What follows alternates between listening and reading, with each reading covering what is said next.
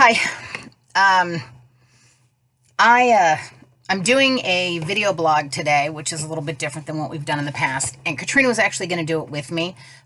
Our schedules have gotten really crazy, and I don't think we should put off doing this blog any longer. I was going to sit down and put together scripts, and we were going to kind of go over it before we filmed it. But I think this is really important. We were speaking to somebody, a friend of ours that we love, adore, care about. And this individual was talking about how difficult communication is in their home right now. And we had offered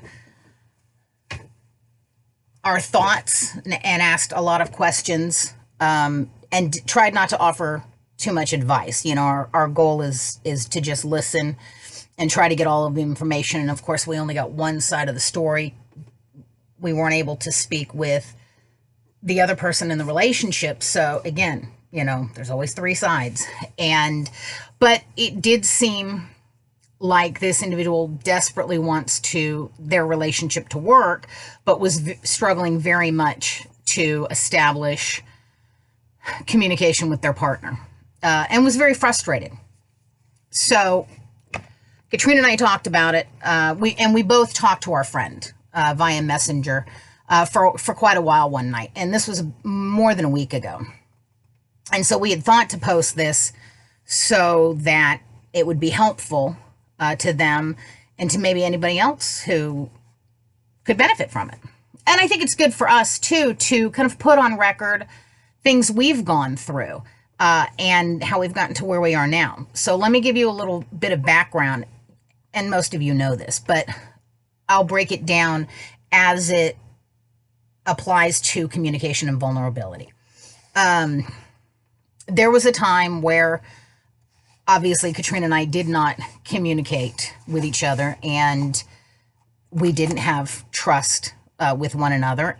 And of course, it's very difficult to be vulnerable, to be intentionally vulnerable. And there's a big difference between being vulnerable and being a codependent victim. If you've ever, a lot of us are codependent victims. I was one. And Katrina, as an alcoholic, was also a victim. We both played the victim because we were both in very sick circumstances. And that's how the dynamic works. It works that way with all addicts and partners. We all become codependent, whether it's parents, children. We all protect our addict because, we don't want anything bad to happen to them. And until we learn about the diseases, we're just hoping that we can hold on until they get better. And fortunately, in our case, that's what happened. But so we were discussing kind of the circumstances under which Katrina and I were able to get to where we are now, and how fortunate we are that our circumstances happen. And I'll try to make it brief. A lot of you know the story. Katrina had been sober since she'd gone to rehab in October of 2011 and had worked her program, was doing her meetings and stuff. And she had a couple of short relapses. She wasn't what she calls a one and done. It wasn't a one and done sobriety, which is fine. That's how it got her to where she is now. But she was mostly sober by then. That's where she started her path to sobriety, and her relapses were very small, and we still continued on the path.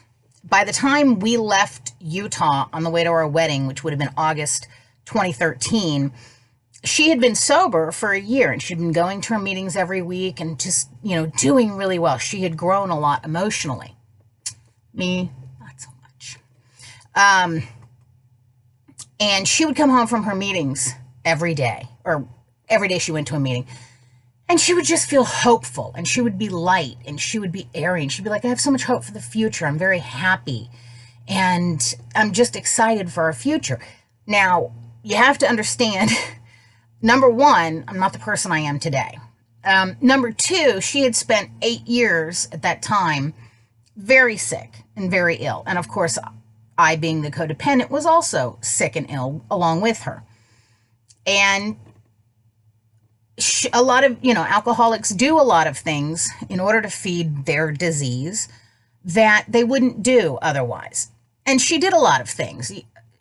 Financially, she put us in some pretty hard places. And I was trying to keep everything together for a very long time, and it was very, very stressful. And so I had a lot of resentment, even though we had gone over resentments and things like that in therapy during her rehabilitation. Pardon me. I still was holding on to them. It was 8 years, And so she would come home and she'd be like, oh, I feel so hopeful. I think I'm going to be able to make our lives better. And I just kind of be like, screw you. You don't get to be happy. You made us miserable for 8 years and you don't get to feel happy yet. And she would just very calmly be like, you're absolutely right. I don't, deserve to be happy. None of us really deserve anything in life. We're just here. But I did make our lives miserable for 8 years, and you have every right to be mad at me. You can be mad at me for 8 years, and I'm just going to have to deal with that. But at some point, you might want to ask yourself, do you want to be right, or do you want to be happy? And of course, I was still, at the point, hang on, I think my lens is dirty on the computer. No, it's just me. I'm fuzzy. I was still at the point I was like, I want to be both. I want to be right and I want to be happy. And I was a right fighter for a long time. And I didn't really understand. She's like, well, you can't be both. So at some point, you can make me miserable for 8 years and I'll take it because I made you miserable and I believe in our marriage and I'll take it. But, at some point we both need to try to be good for one another at the same time. And this went on. And things had gotten better. Since she was sober, our lives really were good. We were happy most of the time. But I still was harboring those resentments periodically, and they would come out. And so we were heading off. We'd sold the house. We'd gotten rid of the apartment. We were in our trailer. Finally got my boss to let me work remotely. And we left, and went through the living in the trailer for a year before we took off. We took off and were on our way to our wedding in Iowa and had the rollover accident. It was that accident. It was that moment that changed my entire life. And I don't say that. I don't say that to be dramatic, but it was 100% true. When we had that accident that we shouldn't have walked away from, and I got pulled out first, and I'm standing around, I have one shoe on, my glasses are gone, I don't know where my phone is, nothing. And I'm looking around, and at the time, I don't even know our cats are alive. I think that we've just lost everything. And it's raining, and it's windy, and I'm standing there. And I'm looking at everything we have left, and it's just scattered and destroyed on this mountainside. And I turn around and I see people pulling her out of the wreckage of our van, and she's sitting on the side of the van with her legs dangling over what would have been the bottom of the van. And I see her, and I just wanted to fall to my knees sobbing. And I remember I was about maybe 300 feet from them, and nobody could hear me. The wind, it was 50 miles an hour wind, 55 mile an hour wind, and nobody could hear me. I was far enough away, and it was raining, and I just remember standing there and having this epiphany, and I thought, pardon my language, fuck this other shit. None of this other shit matters. And I just want to be happy. We're here and we're alive. And we're not supposed to be. And, and I haven't told this to anybody except Katrina. I knew somehow in my mind as we were starting to tip and starting to go back and forth, I knew that I was going to survive. I don't know how. And I'm not going to get into any weird voodoo, I don't know, crap, guardian angel, whatever. I knew I was going to survive. I didn't know if anybody else was. And I just remember once we were no longer upright, that I just let go of once we were no longer upright, there was nothing to do.